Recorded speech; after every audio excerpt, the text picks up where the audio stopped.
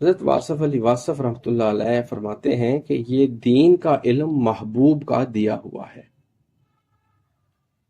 یہ دین کا علم محبوب کا دیا ہوا ہے، اس لیے محبوب کے ساتھ تعلق قائم ہونا چاہیے۔ اگر یہ تعلق قائم ہو گیا تو پھر دین سے تعلق ہوگا۔ ہم ایبسٹریکٹ دین کو فالو کرتے ہیں، یعنی کتاب سے دیکھ لیا، کتاب سے پڑھ لیا، ایک اور کتاب کے پڑھنے سے پہلے مولوی صاحب سے پوچھ لیا،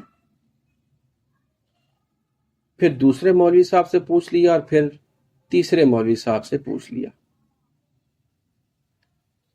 پہلے نے اور عقیدہ بتا دیا، دوسرے نے اور عقیدہ بتا دیا، تیسرے نے اور عقیدہ بتا دیا۔ آج ہمارے پاس اصل دین کی بجائے ہمارے پاس دین کا پیچ ورک رہ گیا ہے۔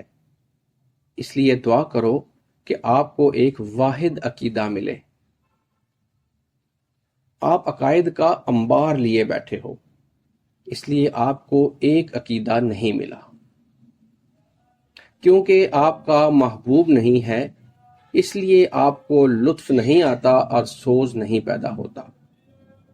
اس کی وجہ یہ بھی ہے کہ آپ کا محبوب نہیں ہے، بلکہ اصل محبوب کوئی نہیں ہے۔ تو آپ اپنے معلم سے محبت کرو تو علم قائم رہے گا، ورنہ نہیں رہے گا۔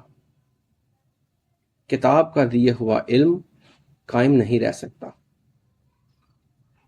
کیونکہ دوسری کتاب اس کے خلاف اور لکھی پڑی ہے۔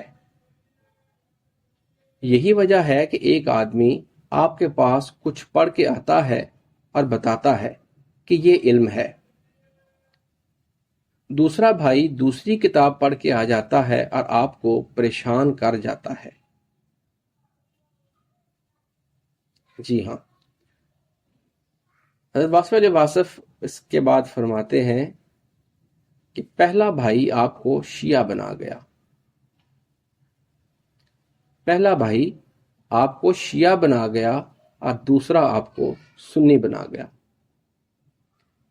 آپ یہ دیکھو کہ آپ کو بات بتانے والا کون ہے۔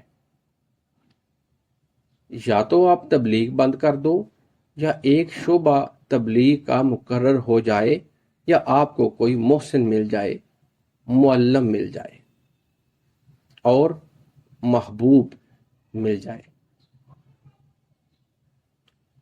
ایسا شخص ضرور پیدا ہوتا ہے، ایسا ہوا ہے، ایسا ہوگا، اور ایسا ہونے والا ہے۔